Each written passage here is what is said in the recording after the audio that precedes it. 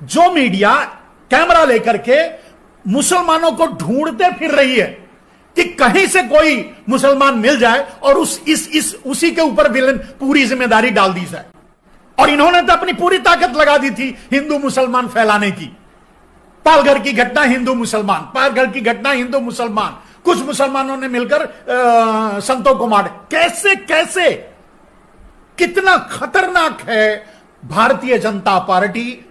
अब यह मानना पड़ेगा कि 56 इंच की छाती रखता है हमारा चौकीदार, यानी 56 इंच की छाती रखता है हमारा प्रधानमंत्री, लेकिन एक चीज में, मात्र एक चीज में, और वो है झूठ। दबा के झूठ बोलता है।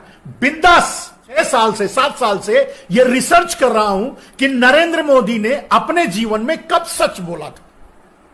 यह दोगली नीति है, यह सरकार की दोगली नीति है। इस पर इसका मैं विरोध करता हूं। ऐसी सरकारों को नहीं रहना चाहिए एक दिन भी।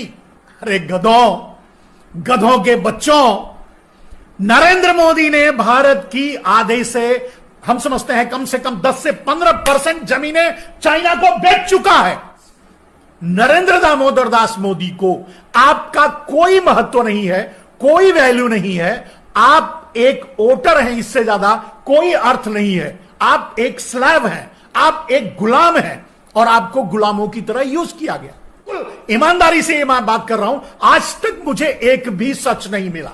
और ये मैं चैलेंज करता हूं, कोई भी बंदा, कोई भी भारत का एक भी आदमी अगर मुझे बता दे कि नरेंद्र मोदी ने यह सच बोला था, तो कम से कम उसका चरण तो मैं जरूर छू लूंगा और उसको अपना गुरु बना लूंगा। ये बहाना था नमस्ते ट्रंप, लेकिन उसके पीछे आपके नरेंद्र दामोदर दास मोदी की साजिश थी। साजिश क्या थी दोस्तों? साजिश यह थी कि अगर कोरोना वायरस आ जाएगा तो भारत में अब तक हमारे सारे कर्मों पर पर्दा पड़ जाएगा। क्यों अमीरों के बच्चों को बसों में बिठाकर घर तक पहुंचा जा रहा है, और क्यों गरीबों को रोड पर मरने के लिए छोड़ दिया जा रहा है? 600 लोग अगर मर गए हैं, उसका हत्यारा कौन है? अगर मुझसे पूछो तो मैं सीधे कह रहा हूं, आपका प्रधानमंत्री।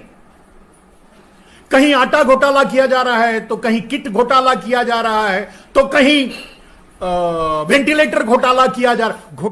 मॉब लिंचिंग एक बहुत बड़ा हथियार है नरेंद्र मोदी का, हिंदू मुसलमान का मुद्दा बनाना। नमस्ते ट्रंप कैंसिल नहीं किया गया, यह भयानक अपराध था जिसकी सजा आज अहमदाबाद और गुजरात भुगत रहा है। ये जिनकी गलती है पूरा देश भुगत रहा है। गलती किसकी है? गलती सरकार की है।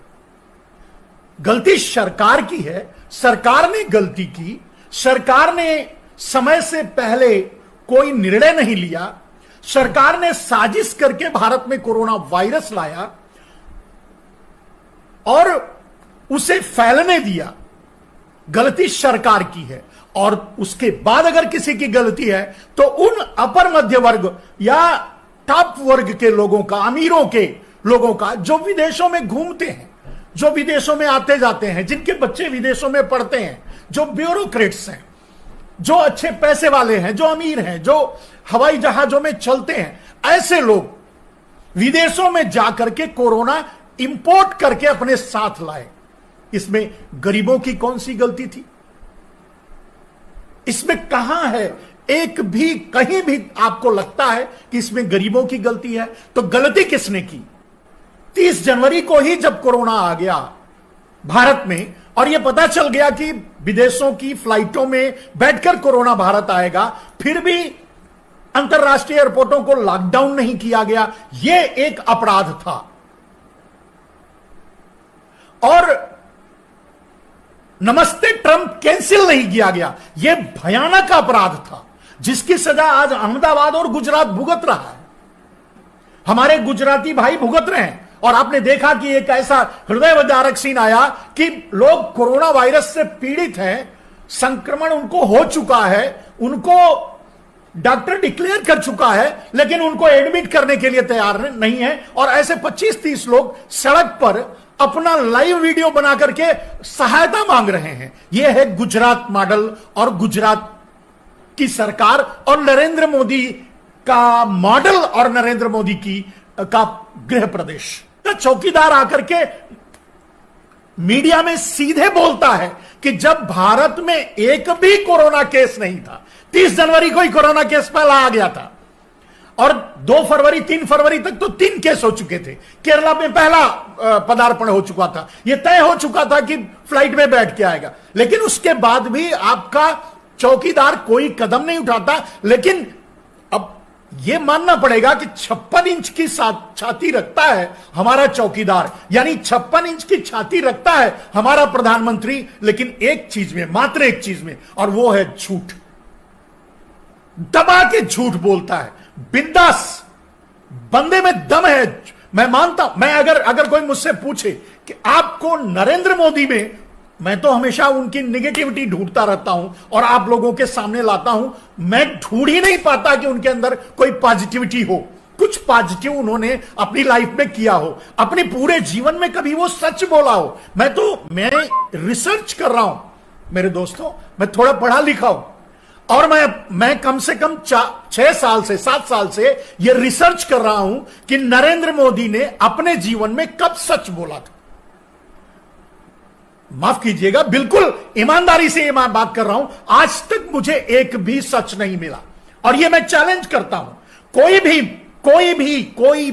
बंदा, कोई भी भारत का एक भी आदमी अगर मुझे बता दे कि नरेंद्र मोदी ने यह सच बोला था, तो कम से कम उसका चरण तो मैं जरूर छू लूंगा और उसको अपना गुरु बना लूंगा। एक सच की बात कर रहा हूं। कभी कभी लोग लिखते हैं अपने सोशल मीडिया में कि नरेंद्र मोदी ने झूठ कब बोला, तो मैं बड़ा आश्चर्य होता हूं, भाई लिखना यह चाहिए कि नरेंद्र मोदी ने सच कब बोला। मेरा तो सब्जेक्ट ही, रिसर्च का सब्जेक्ट ही है कि नरेंद्र मोदी ने सच कब बोला।